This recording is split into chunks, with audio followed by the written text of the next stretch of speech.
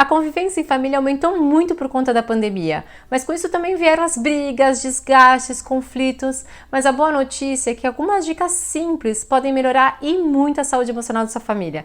E é sobre isso que a gente vai falar no vídeo de hoje. Eu sou Carol Kalakian, psicóloga especialista em psicologia positiva pelo Flourish Center de Chicago, e esse é o projeto Saúde e Bem-Estar Sun Pharma.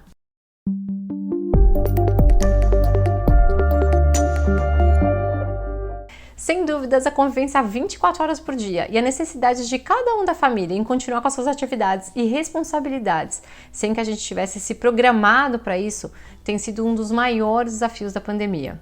O resultado para as famílias não tem sido muito positivo, já que o que a gente percebe é um aumento significativo nas taxas de divórcio e de famílias que têm se desestruturado na pandemia. Os pais têm ficado estressados com a situação para dar conta de tudo, e as crianças que já perderam tanto, né, elas já tiveram tantas perdas, porque perdeu a ida para a escola, perdeu a convivência com os avós, os passeios, acabaram ganhando com essa pandemia. Os pais estressados que agora, além de serem seus pais, agora também viraram seus professores. E é por isso que é tão importante a gente aprender sobre a equação do bem-estar, porque uma vez que a gente aprenda sobre essa equação, a gente consegue aplicá-la em qualquer ambiente, em qualquer contexto. Isso quer dizer que se eu quero aumentar o meu bem-estar, se eu quero aumentar o bem-estar no meu trabalho, no meu relacionamento e também, claro, na minha família, eu vou usar exatamente a mesma equação. Aliás, a família, apesar de não ter sido colocada como prioridade nos últimos anos, era o principal fator que regula a nossa felicidade.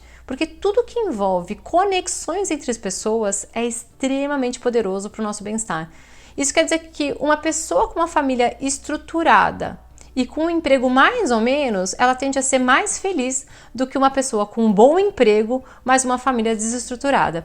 Por isso que, mesmo que eu esteja falando do nosso próprio bem-estar, né, e eu estou falando no bem-estar individual, eu sempre vou prestar bastante atenção às relações familiares, porque eu sei que elas são um regulador importante para a nossa felicidade. Voltando para a nossa equação do bem-estar, ela consiste basicamente em duas funções, né? A gente precisa diminuir as saídas e a gente precisa aumentar as entradas. Isso quer dizer que a gente precisa conseguir diminuir os desgastes, aborrecimentos, os conflitos e aumentar os momentos que a gente tem prazerosos em família. A ideia é exatamente como a gente faz na nossa vida financeira. A gente tem que conseguir que o nosso saldo fique mais positivo na maioria dos dias do que negativo. Assim a gente consegue ter uma saúde financeira e assim a gente também consegue ter uma saúde emocional. E como que a gente faz então para que a gente consiga, né, manter essa equação positiva, né, do bem-estar na nossa família agora em tempos de pandemia? Bom, eu vou colocar aqui algumas maneiras que a gente tem então da gente fechar essas saídas, né, da gente diminuir as adversidades em família e a gente aumentar as situações de bem-estar ou de prazer ou de positividade em família agora. E a primeira dica é a gente melhorar a comunicação na família. A comunicação, ela é a ferramenta para que a gente resolva conflitos, né? É impossível que na convivência, né, ainda mais agora que a gente tem uma convivência maior em família, não existam conflitos, mas é importante com que a gente entenda que se já existe um conflito, a maneira como a gente chega para resolver ele, ou seja, a nossa postura, nosso tom de voz, se a gente já chegar armado para resolver um conflito, a chance de que isso vire uma briga imensa é muito maior do que a chance de que a gente resolva esse conflito. Então é importante que a gente preste bastante atenção na nossa comunicação corporal. Aliás, as melhores conversas, né, o melhor jeito da gente ter uma boa comunicação é quando a gente está calmo, quando já passou a situação, quando a gente está disposto a resolver o problema e não brigar. A dica número 2 é invista no espaço físico. O ambiente ao nosso redor, ele tem uma influência grande sobre o nosso comportamento, né? Isso quer dizer que a gente precisa tentar deixar o ambiente da nossa casa o mais gostoso e funcional possível, né? Eu sempre digo que agora na pandemia a gente não tem que ter uma casa bonita, a gente tem que ter uma casa funcional, uma casa que adapte para atender todas as demandas que foram colocadas na casa que até então não existiam.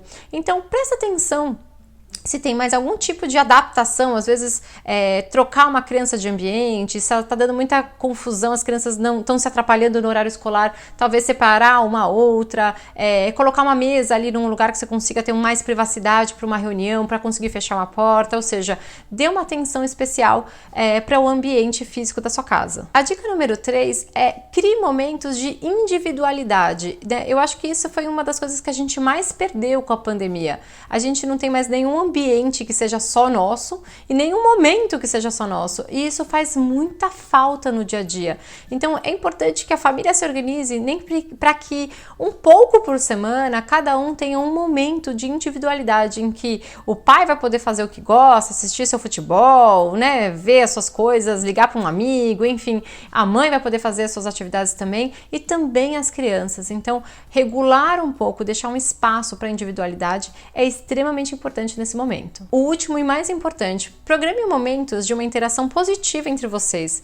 Por que eu tô colocando esse 4, né, como o mais importante? Porque eu acho que é aqui que a gente come mais bola. A gente não tem o hábito de criar, né, com frequência, situações que a gente promova emoções positivas, né? Normalmente, quando a gente vai fazer alguma atividade em família que vai promover um bem-estar, a gente fala, eu não tenho tempo, isso é bobagem, deixa pra lá, depois a gente faz. Mas como que a gente quer promover bem-estar, ou seja, como que a gente quer deixar o nosso saldo positivo se a gente não consegue produzir entradas, né, que são justamente frutos dessas atividades em família? Bom, então vamos lá. Pare um tempinho, pega um papel e já pensa nas atividades que vocês podem fazer juntos. Pode ser assistir um filme com uma bela pipoca, jogar um jogo, ver álbum de família. As crianças adoram saber da história delas do passado, ver os álbuns, fotos delas de criança, ler um livro juntos e por aí vai. Existem outras atividades que eu gosto muito, que eu acho que valem muito a pena serem feitas em família, como o pote da gratidão. Como que a gente faz esse pote da gratidão? Toda noite, né, você põe num potinho que você pode escrever ali como um pote da gratidão, um post-it, né, de cada um da família, colocando ali 2 pontos, né? O que foi melhor no seu dia, ou seja, qual foi a melhor parte do seu dia e quem foi responsável por aquilo acontecer. Esses 2 movimentos são os responsáveis mais importantes na gratidão. Todo mundo ali da família coloca ali. E de tempos em tempos é legal que a família pare e leia todos os papeizinhos, né? E o legal da gente colocar isso num pote é que a gente consegue quantificar, né? Porque quando a gente só faz um agradecimento à noite, isso se perde e as crianças são muito visuais, então é legal, é interessante que a gente coloque isso num potinho. Uma outra atividade interessante é escolher uma pessoa da família por semana para que todo mundo da família escreva uma coisa positiva sobre ela. Pode ser uma qualidade, pode ser um momento que vocês estiverem juntos, uma coisa que você é grata a ela porque ela fez, uma memória, enfim. E aí é interessante que a gente escreva, né, coloque em post-its e a gente colhe na porta do quarto dela. Então toda semana, né, aliás todo dia, ela vai ganhar alguns post-its a mais com boas memórias, com boas lembranças, com qualidades de todos sobre ela. E a gente vai mudando cada semana, a gente vai trocando o membro da família e fazendo a mesma coisa. Bom, essas são só algumas ideias de atividades que promovem, né, emoções positivas em família. Existem muitas outras, né? Você pode fazer aí, criar outras na sua casa, ter outras ideias, são sempre muito bem-vindas. E o que é importante saber é que as emoções, né, os nossos sentimentos, eles não são ao acaso, né? Eles são frutos de uma circunstância. Isso quer dizer que quando a gente está vivendo uma circunstância negativa, a gente produz sentimentos negativos. Quando a gente está vivendo uma circunstância positiva, a gente produz sentimentos positivos. A diferença é que as circunstâncias negativas nem sempre precisam ser criadas, que nem o que a gente está vivendo agora. A gente não criou uma pandemia, né? Mas a gente está sofrendo por conta dela. Já as circunstâncias positivas, ou seja, o que vai produzir o meu saldo positivo, o que vai produzir bem-estar, emoções positivas mesmo, eu preciso criar. Por isso que eu preciso dar uma atenção e criar um hábito, né, de colocar atividades como essa na nossa vida, né? Mais agora no tempo de pandemia, porque o saldo está fechando mais negativo por tudo que tem acontecido, mas sempre, porque é assim que a gente consegue que sempre o bem-estar na nossa família esteja presente, tá bom? Espero que vocês tenham gostado desse vídeo, que consigam aplicar bastante as atividades aí e a gente se vê então no próximo vídeo.